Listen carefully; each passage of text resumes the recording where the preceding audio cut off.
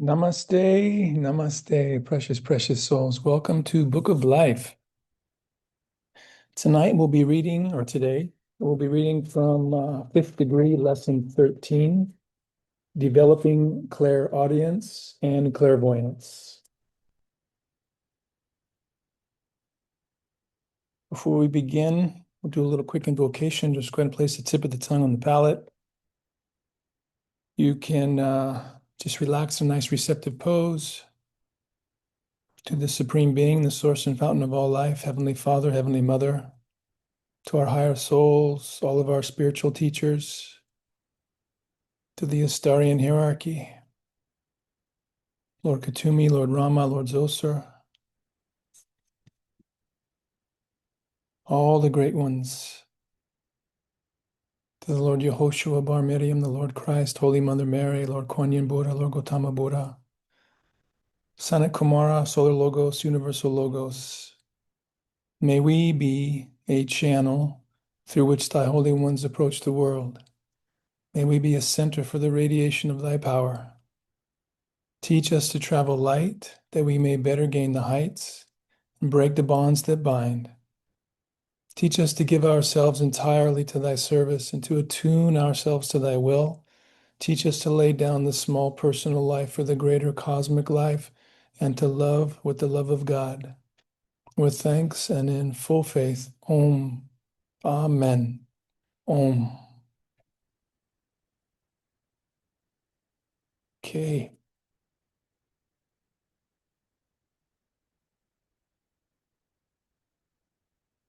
The Fifth Degree, Lesson 13, Developing Clairaudience and Clairvoyance. Now we continue Robert's teachings regarding psychic unfoldment as presented in classes during the early days of Astara. Long ago, in a faraway, lonely little land of Media, a man tending his flocks on the dusty desert near the foot of a mountain was startled to behold a sudden burst of fire surrounding a bushy growth at the edge of the path he was traveling. At first, he thought the intense heat of the day had somehow ignited the dry bush, but then he observed that the flames did not consume it. This amazing circumstance caused him to leave his flocks to investigate the bright fire which blazed before his incredulous eyes, but consumed nothing. As the man approached the burning bush to examine it more closely, he was astonished to discover the form of a person inside the flames. He immediately concluded that it was an angel of the Lord. Then, out of the flame came the sound of a voice to give him instructions concerning the conduct of his future life and that of his people. This man, of course, was Moses. We do not know whether he heard the voice inwardly through the faculty of clairaudience or whether it was a direct voice manifestation. We may assume the former because evidently the vision was a clairvoyant one, and it naturally follows that clairaudience would accompany it. The Bible tells us of numerous later occasions when the voice of the Lord spoke to Moses. When Samuel was a small lad, he was apprenticed by the priesthood under the guidance of Eli, the priest in the temple of Shiloh in the land of Israel. One night, little Samuel heard a voice speaking to him. Eli, however, did not hear the voice. It was audible only to Samuel through his faculty of clairaudience. The voice told Samuel many things about Eli, which the lad repeated to the old priest at his request. Experiences such as this continued until Samuel became firmly established as a prophet in his land. The inspiring story of his life is recounted in the first and second books of Samuel in the Bible. Many today aspire to hear a voice from another world, clairaudience, or clear hearing, as clearly as did Moses and Samuel. It can occur, for no natural law has changed since biblical times, and if one can create a similar conditions, now you too shall be able to perceive sounds on a higher frequency. The question before us then is, how can these conditions be recreated? Does time change the operation of natural law? The question is simple, but the answer is complex. Therefore, before attempting to pursue the subject further, let us present additional proof that natural law has not changed since the days of Moses and Samuel. The pages of many present-day publications frequently describe instances in which people actually have heard a voice out of the silence. One such instance is the story of a man named Harry Black, who, in the middle of the night, heard the voice of his best friend, Charlie Bell, calling to him. "Come on, Harry, come with me," Charlie's voice spoke clearly. Harry arose from his bed and hurried after his friend until suddenly he was aware of the cold night air and became conscious that his wife was calling to him. He answered, "I just heard Charlie's voice and saw him start out this way. He wanted me to follow him." Then, perplexed, he returned to his bed. Knowing Charlie was ill, the next morning Harry considered telephoning long distance to Charlie's mother to tell her of this experience, but lest he appeared foolish, he neglected doing so. He went to his place of employment as usual, and no sooner had he arrived that his phone rang. It was Charlie's mother, who said, "My boy died last night. His mind was clear right up to the end, and the last thing he said was, 'I wish I could see Harry.'" I was able to verify this story as authentic, and at least to my own satisfaction. Stories as unusual as this are common in our modern times. How strange it is that many people do not accept them. They do not question the accounts of discarnate voices described in the Bible, nor the voices heard by Joan of Arc, but they reject the voices of today. Most Astarians accept the phenomenon, and some hope to be able themselves to hear the voices of loved ones or teachers from the other side. To do so, you must create the proper psychic circumstances. Why must I comply with inner laws to receive inner sounds? As a general rule, the conditions outside of you and me are much the same. The conditions which change are those within, and these differ with each person. If one can rearrange these inner conditions and make them comply with the laws by which voices from other vibratory realms can be heard, one most surely can become receptive to them. This is accomplished either consciously or unconsciously, either through design or accident, by every person who has ever psychically heard a voice, whether it is from another world or whether it is the voice of the high self. The necessary inner changes are the result of 1. Mental attitude, 2. Expectancy, 3. The practice of certain exercises which influence our perception of sound vibrations other than those we ordinarily hear, and 4. Relaxation and concentration. An illustration of the ability to hear sounds not usually perceived by humans is the dog whistle. The pitch of these whistles is so high that the human ear does not sense it, yet it is audible to dogs. One might say, in this respect at least, that dogs are clairaudient as compared to human beings. They hear a sound vibration to which we are not attuned. The satisfaction derived from a clairaudient experience is almost unsurpassed by any other psychic adventure. The memory of my first one is still a thrill to me. I used to sit in meditation every night in my room in a Cincinnati men's club. This is not an easy thing to do in a club in which 200 young fellows reside. It is not always as quiet as it might be. On this particular evening, it was quiet. I had dimmed the light in the room. I was completely relaxed, and I seemed to lose awareness of my surroundings. Yet there was no loss of consciousness. Suddenly, I heard a faint whisper of a voice. The word whisper denotes the volume of the voice, not its tonal quality, for it was sharp and clear as a bell. I said, "Hello," then a long pause while I breathlessly waited. Then it came again, "Grandma Holcomb." The voice subsided, and I again became keenly aware of my physical surroundings. It was the voice of my deceased great-grandmother, who, I had been told, developed the faculty of clairaudience while she lived. Throughout the rest of the long evening, I waited impatiently for another voice. None came, and long months passed before I ever heard another. Even though many have been heard since that time, still no experience will ever equal the thrill of that first one. Will I take my developed psychic abilities with me over there? This same great-grandmother, when living in Indiana, was able to describe my mother's day-to-day experiences in Europe by means of clairvoyant visions which she perceived. Sometimes this particular ability is termed extended vision. Grandma Holcomb made notes of her visions, and letters from my mother confirmed them. Apparently, this wonderfully psychic woman had taken her psychic faculties with her into the next dimension, and with her unusual powers was able to manifest to me not only on this, but numerous other occasions. Clairaudience, like clairvoyance, is a higher sense than the five physical senses. Consequently, in order to experience it, we must suspend our conscious connection with the physical so that we may become attuned to the higher sense of or vibration.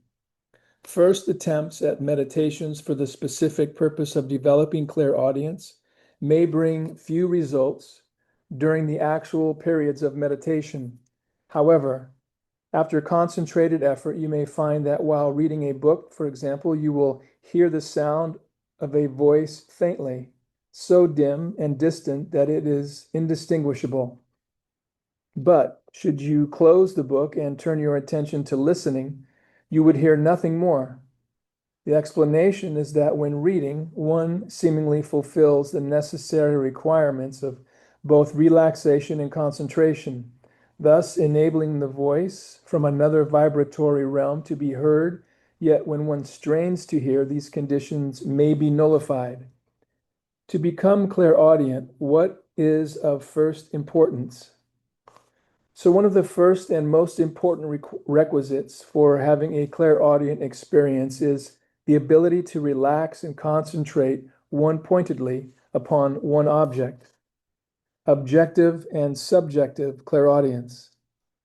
There are two main aspects or divisions of the clairaudient faculty, objective and subjective. Objective clairaudience is the perception of a sound which seems to be heard in the same manner as any normal sound. Its point of origin is outside the individual, as if someone were speaking at a distance of from 1 to 3 feet from the hearer. Any other person who had developed the faculty of clairaudience would also hear it. Subjective clairaudience is the perception of a sound which has its point of expression directly upon the auditory nerve system of the hearer. It is heard inside one's head and cannot be heard by another person, however clairaudient he or she may be. In objective clairaudience, sounds seem to fall upon the ear as do normal sounds. In subjective clairvoyance, sounds are heard inwardly as though the ear mechanism were bypassed. Sound, as we basically understand it, is not necessary to clairaudience. In ordinary hearing, sound waves enter the ear and, through a wonderful and intricate series of mechanisms consisting of membranes, fluids, air spaces, and tiny bones, finally strike and stimulate the auditory nerve. What is the connection between what I hear and what I think? Thus, when we hear sound, but somewhere along the line, that sound comes to the seat of thought as an idea. Every sound you hear quickly becomes a thought or idea in your mind. It is no longer purely sound vibration. It has become mind vibration. Wonderful as this mechanism for transmitting sound, most of its parts are sensitive to vibrations only within a certain range. Sounds above and below that range are not ordinarily heard, such as the dog whistle. When they are perceived, it is through the clairaudient experience.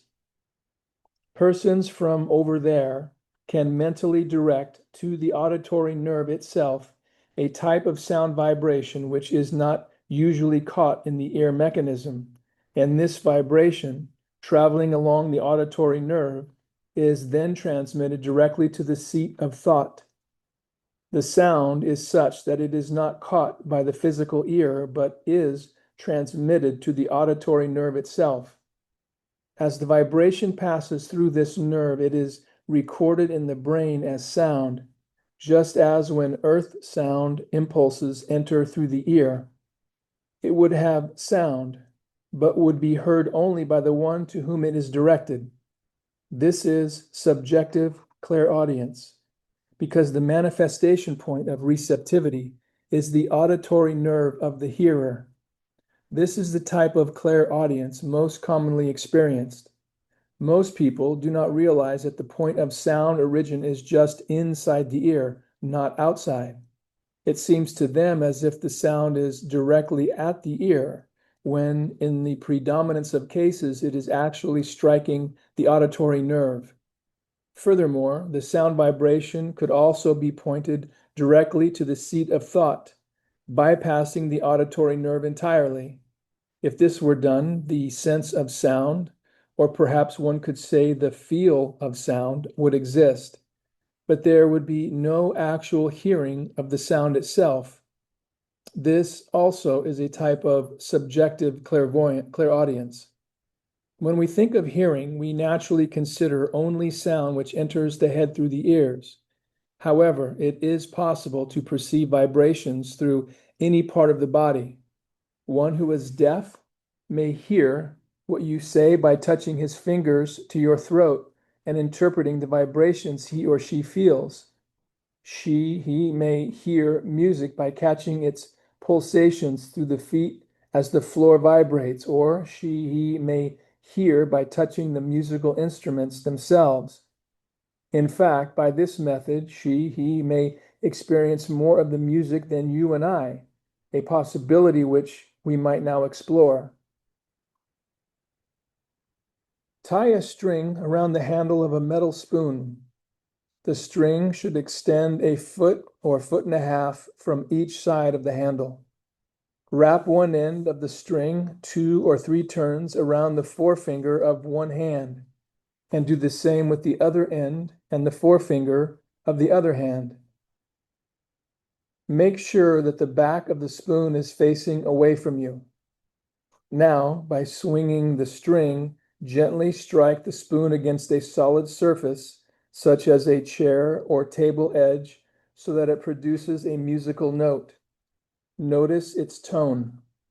Now, place your forefingers tightly in your ears and, by swaying forward, make the spoon strike the same surface as before. You will be astounded at the difference in tone.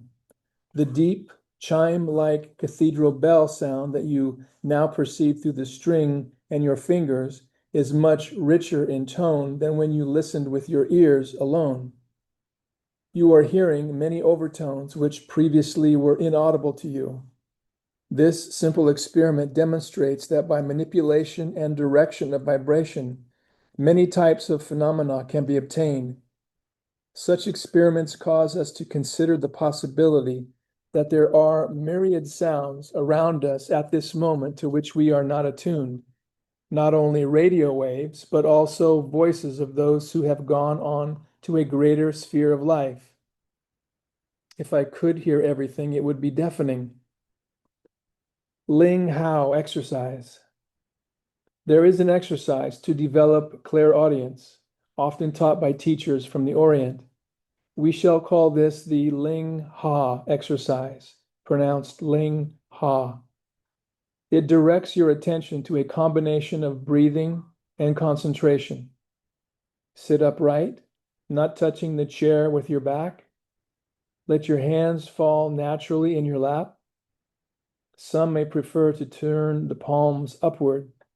Sit in this position for a few moments, holding a spiritual thought in your mind, a prayer or a spiritual scripture, until you have become quite relaxed. Now, direct your attention to the center of your head. As you inhale through the nose, imagine the sound of ling as though it were actually being heard. As you exhale, Imagine the sound ha, pronounced ha. The breath should not be longer than normal, nor should it be forced in any way. You do not speak these words, they are silent sounds within. Keep your attention focused within the center of your head.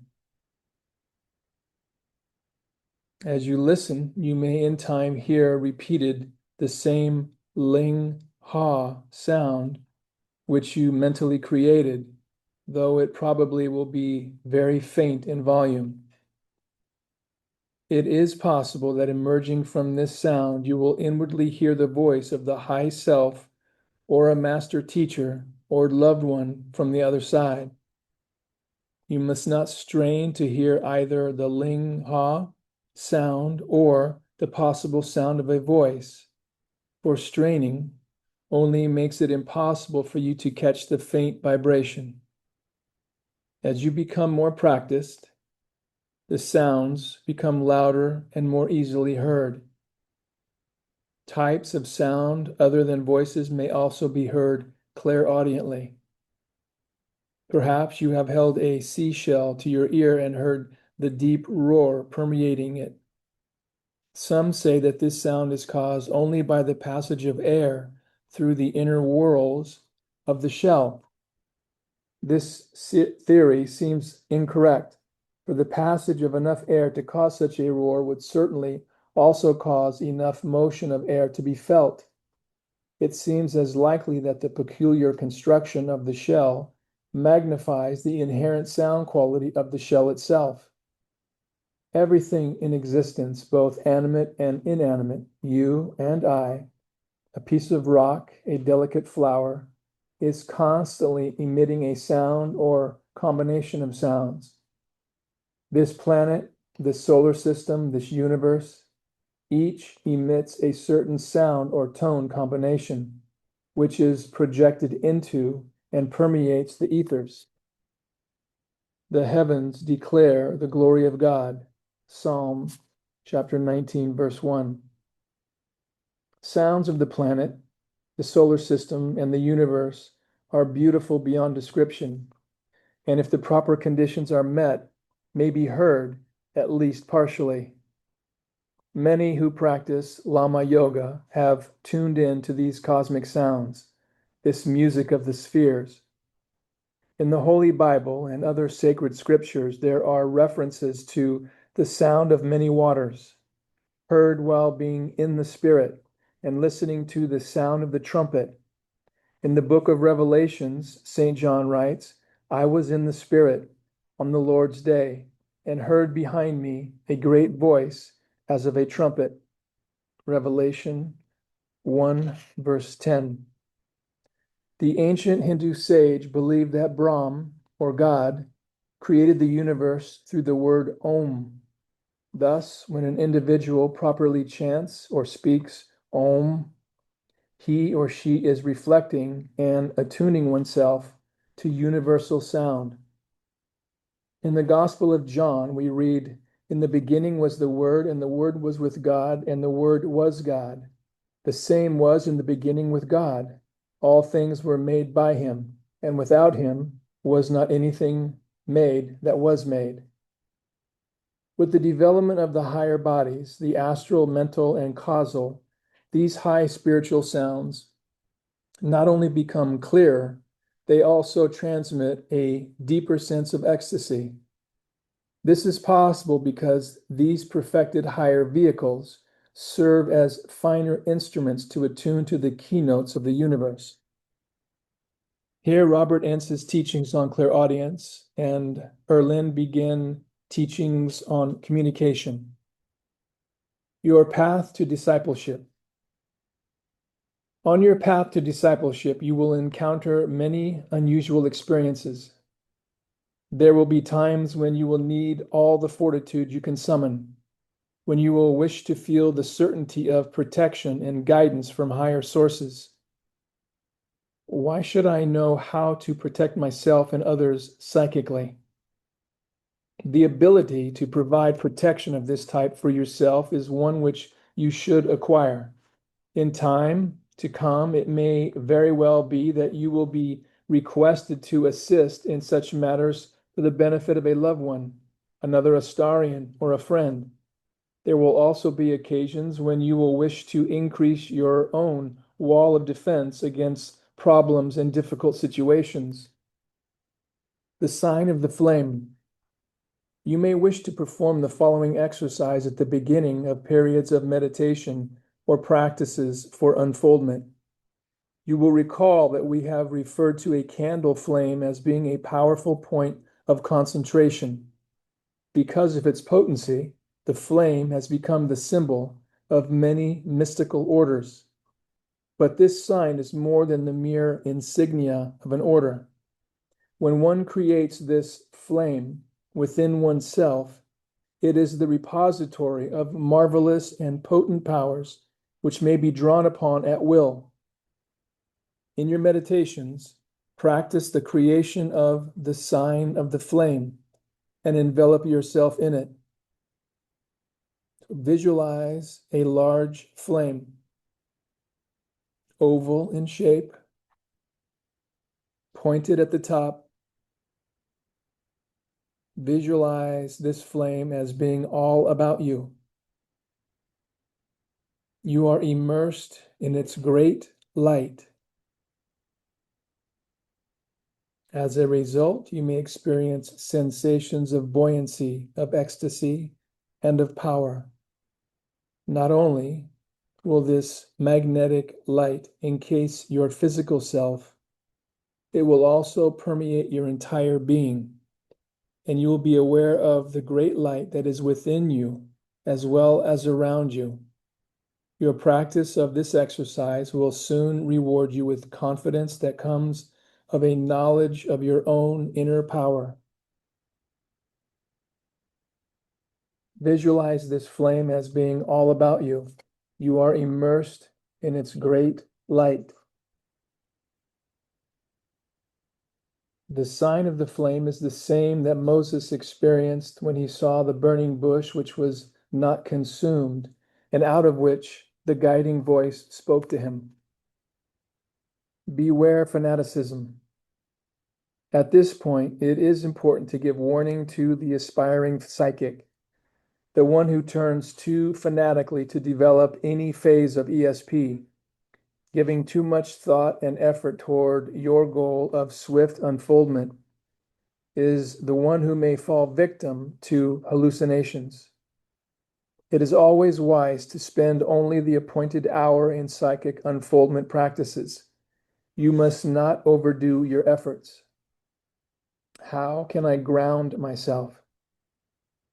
If you attempt any kind of psychic unfoldment, you would do well to keep your mind grounded through daily occupations and interests, requiring your utmost attention.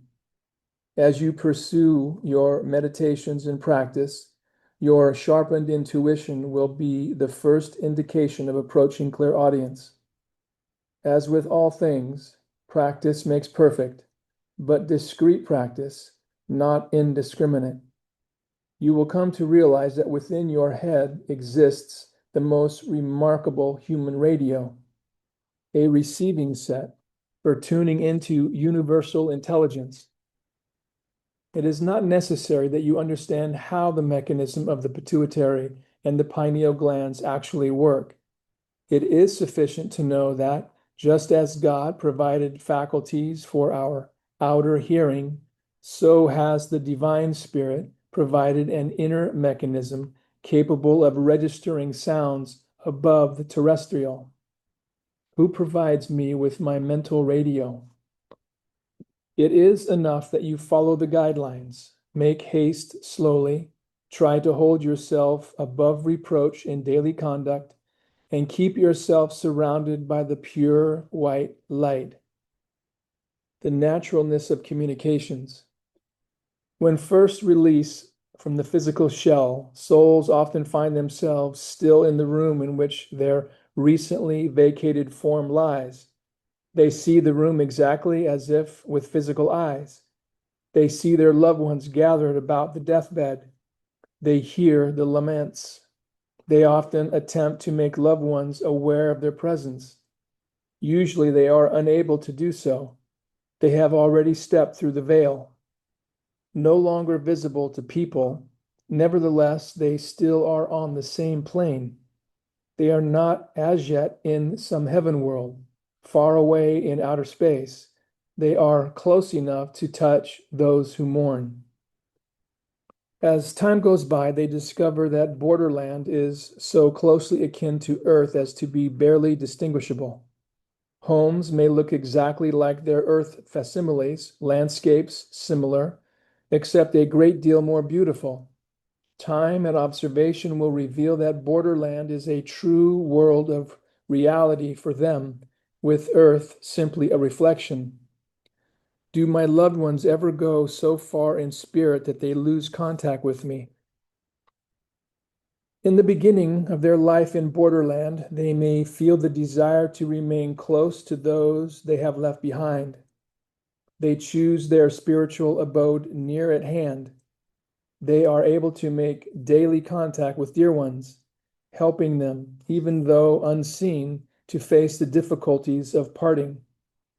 As their spiritual powers increase, they discover they can withdraw some distance, still reaching people as easily as before. Having learned travel by thought power, it is not necessary to remain so closely aligned to Earth. Unfolding yet higher perceptions, they may withdraw even further into more beautiful estates, but still reach those left behind in the twinkling of an eye, should they sense a mental call or an emergency arising. Thus, even though they dwell in regions beyond borderland, they still are able to walk side by side with those they love, reaching them in a mental sense. In the course of their spiritual evolution, they discover that they feel more harmonious leaving even Highland, the upper regions of Australia, and entering Summerland, where the spiritual powers predominate. Having become skilled in thought travel, clairvoyance, and telepathy and intuition, they still are not far removed from people on Earth.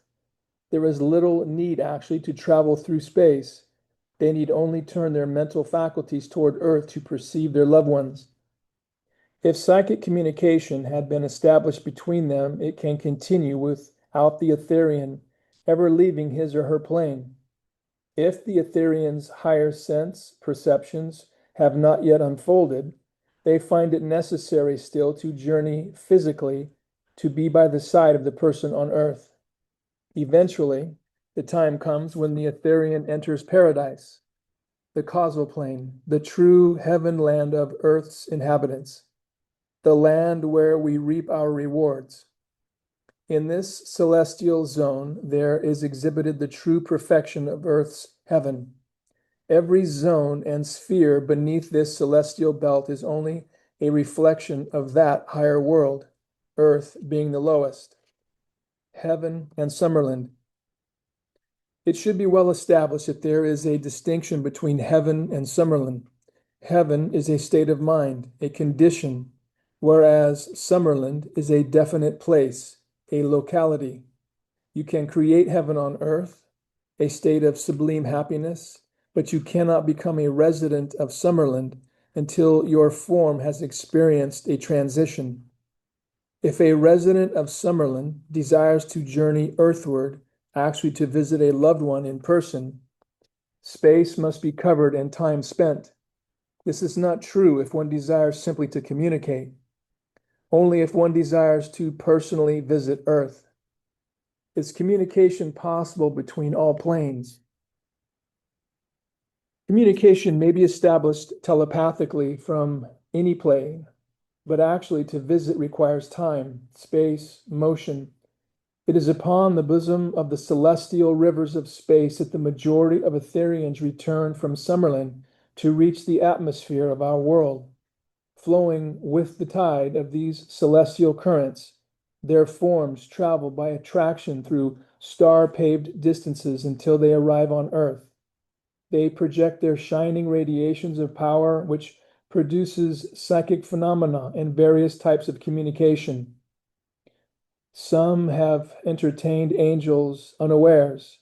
Hebrews chapter 13, verse 2. Often they descend personally into our very presence and visit us in our homes. Often, too, they project what they call a presence form, which is a shadow form of themselves. The principal object is to communicate, and they choose the method at which they are most adept. Borderland communication. Although all that we do is open to survey, only spirits from the high planes can see deep into the soul of one on earth. Those who remain near earth are limited in their perception of our activities. Lowlanders also may be completely unaware of those on the higher planes, even as we of earth are unaware of the higher planes in our everyday perceptions. Our towns and countrysides are full of men and women who have departed their physical bodies, yet who still live on in the old way, seeing everything going on much as before. Life seems very little different to them, except that they see their friends of earth as deaf, dumb, and blind people who pass them by and take no notice of them. How do I look now to my loved ones over there? The majority, however, do not lead this kind of life. Most persons quickly pass upward into lighted spheres. To spirit observers, people on earth appear as seen through double vision. Instead of being solid and material, to them we appear transparent and shadowy. To them we present the appearance of a ghost, much as they do to us. We have often said that everything on earth possesses a spiritual counterpart, including ourselves. It is a person's spiritual counterpart which is visible and tangible to the touch of spirit, passing through solids. While one is still in the physical body, it and the spiritual counterparts are interblended. After death, the spiritual counterpart becomes independent. When the spiritual tie, which attaches material objects to their spiritual counterparts, is severed, the latter becomes a separate object in etheria. Inanimate material objects, being transparent to them, offer no impediment to the movements of the etherian. But the spiritual object, being solid to them, impedes their locomotion. They cannot pass through a material object if it is still connected with its spiritual counterpart. Inhabitants of the higher spheres have only to journey into our atmosphere and, once here, adjust their mental focus to enable them to view us and our world clearly. A change of focus is necessary, which not all Etherians understand. It requires a knowledge of the method and an action of the will. On our side of life, when we learn how to adjust our subjective viewing by a supreme action of the will, we too may refocus our mental attention and bring into visibility the higher worlds which interpenetrate ours. The secret lies in the focus of consciousness, and it requires training. Such a mental adjustment we call clairvoyance, although our law of clairvoyance involves other seeing too. Our inner eye is like the lens of a fine camera. The view to be photographed must be brought into sharp and proper focus. The same is true of those on the other side.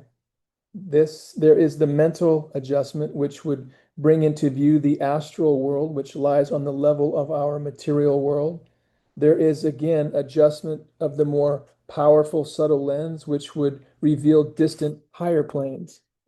And just as fine cameras here require adjustments to light and shadow to attain the proper focus, so does the higher perception. Just as few people can bring the astral world into focus, so is it true of Etherians, though they perceive our world as through a glass darkly. There are few who will seek to master the art of true perception, just as relatively few people seek clairvoyance. Though our loved ones have a vague awareness of us and the earth plane, a great many never bring either clearly into focus. are all Etherians skilled clairvoyants. The sense of hearing does not require so acute an adjustment. They hear our voices, our music, and the sounds which rise from our world much more easily than they can bring the sight of our world into their sphere of vision. Often, psychic investigators are puzzled as to why Etherians do not immediately give them the information they seek or answer questions put to them. We must realize that when Etherians focus upon our level of consciousness, they are not in their proper element and are hampered by limitations which are strange to them. They must transmit according to the laws of earth in order that we understand what they are saying. When an investigator insists on speaking with only one particular person or on having only one particular question answered, though we do not understand the why of it, such an attitude often closes other reservoirs of power. Only those channels are opened which the investigator has willed, and frequently these are not conducive to the power which enables the Etherians to operate. Once having established a contact, it is usually better to allow Etherians to teach in their own way, and afterwards to examine critically what is received. As long as such communications remain on a high level, there is no reason to demand that changes be made. If information concerning some particular matter is desired, keep it in your mind as you go about your daily work, even voicing the question aloud as if they were listening. Be assured an Etherian guide or teacher will take account of it and will try to find an opportunity sooner or later to answer. If the question is asked while an Etherian is manifesting, put the question easily and not in a demanding way. Then leave the rest to them. Do not insist. You may be sure that they are as eager to help and to educate as we are to receive, and if confusion or misinformation results, it is usually the fault of the investigator who has stubbornly refused to allow Etherians to work with the forces they know best. Development of clairvoyance. We present now what we truly believe to be one of the finest exercises of its kind in developing clairvoyance, thought transference or telepathy. You will require several articles in performing this exercise. A small blue 10-watt electric light bulb, a mirror, orange construction paper, a deck of cards, preferably tarot. The cards are optional. A package of double-faced adhesive tape. From the orange paper, cut a disc the size of a quarter, tape it, and place it upon your forehead, between the eyes, at the root of your nose. Always first create a sacred space. Say a prayer surrounding yourself with the white light. Sit in a darkened room, lighted only with the blue light. Sit approximately 1 to 2 feet from the mirror. Fasten your concentrated attention upon the orange disc in the mirror's reflection. Hold it there for 2 minutes. At the end of that time, turn off the blue light, close your eyes, and wait to see if you can receive the vision being projected by a fellow experimenter who is mentally sending you the picture of a certain card upon which he or she is concentrating intently as you begin your receptivity. The moment when you extinguish the blue light. Page 18 is Earlyne sitting in front of the mirror with the light and the orange disc in between the ajna and the forehead, right in the middle. If you are practicing telepathy with a partner, you may wish to use tarot cards or ordinary playing cards, or you may wish not to use cards at all, but various articles your partner will select. Or perhaps you may wish to create your own cards containing mystical symbols. During the first week of practice, gaze at the disc for only 3 minutes. The second week, increase it to 5 minutes and add 2 more minutes each week until you attain a 15-minute period of concentrated attention behind the disc. Try not to blink your eyes. If tears come, let them. If you find your mind wandering, 1, concentrate on your slow breathing, inhaling and exhaling, or 2, concentrate upon the word Om, mentally chanting it as you inhale and exhale. In either case, do not let the mind wander long from the orange disc. There may be a natural ebb and flow of your mental focus. Do not berate yourself for this. It is part of the process and the practice. As soon as you notice your mind or attention wandering, bring it back to your point of concentration. Hold it there as much as possible, with an understanding of the ebb and flow of the process. If you prefer to practice alone and not with a partner, you will be striving for clairvoyance rather than telepathy. When you are practicing alone or with a partner for clairvoyance or for telepathy, you may experience various sensations. The disc may appear black or disappear completely.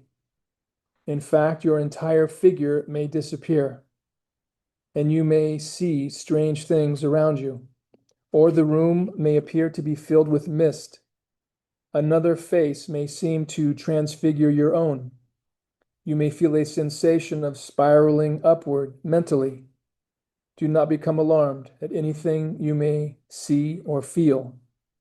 Keep gazing steadily. Whether you practice with a partner or not, you will be developing the faculty of clairvoyance, or the uncanny ability of telepathy, of projecting your thoughts or receiving thoughts from others, either somewhere on the earth plane or etherians. With continued practice alone, you may wish to select certain distant places and attempt to project your mind there to discover what is occurring at that moment. Or you may attempt to go back in time to a certain historical event and bring a scene from the past into your present consciousness. Or you may ask a friend to sit at home and try to discern scenes you are sending to that friend mentally, emotionally, and psychically.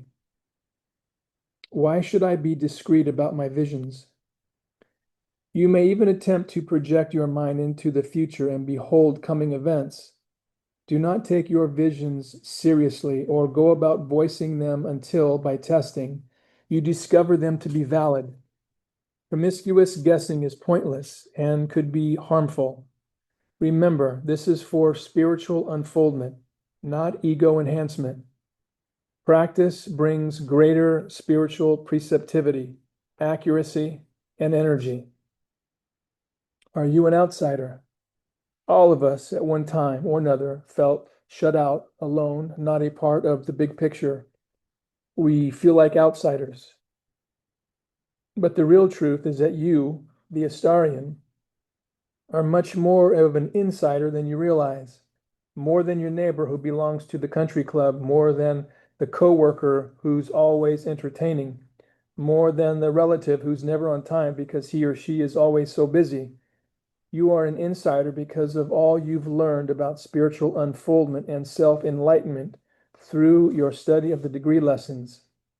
The big picture of today's world is so insignificant compared to the big picture that God planned for those who are ready and willing to belong. The degree lessons aren't for everyone.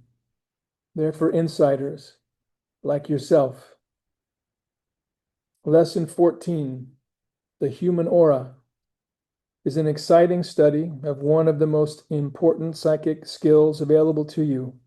Reading and understanding your aura and the auras around you can elevate your spiritual development to greater and greater heights. And that will be where we pick up in a couple weeks. I hope you enjoyed that. Those are deep and experiential. The good thing about this is obviously it's recorded and you can go back and watch this over and over to practice those, or use the book and practice those techniques. They're pretty powerful. So before we end, just go ahead and be in a nice receptive pose, and we will share the April blessing with you again. To all those that we have invoked to. May the light that shines upon the way of the great revealers brighten our path also. May it heal and fortify us and supply the quality of assurance that helps us meet every situation with confidence. And the affirming meditation. As I close my eyes and ears to the physical world around me and center my attention upon the spiritual dimensions within me, I find an inner center of peace and stability, a place where God is and I am.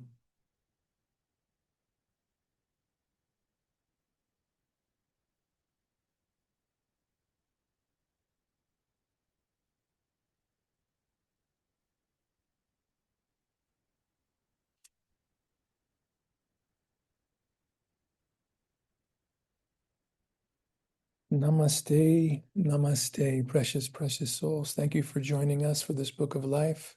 Hopefully we'll see you tomorrow for blessing the prayer petitions, and Wednesday for the mystic vibration and the energy blessings. And again, come back and review these as many times as you'd like. You can share them with your friends. Make sure you like and subscribe so we can reach more people as we can. We thank you so much for your devotion to your spiritual path. Namaste. Namaste. Be well.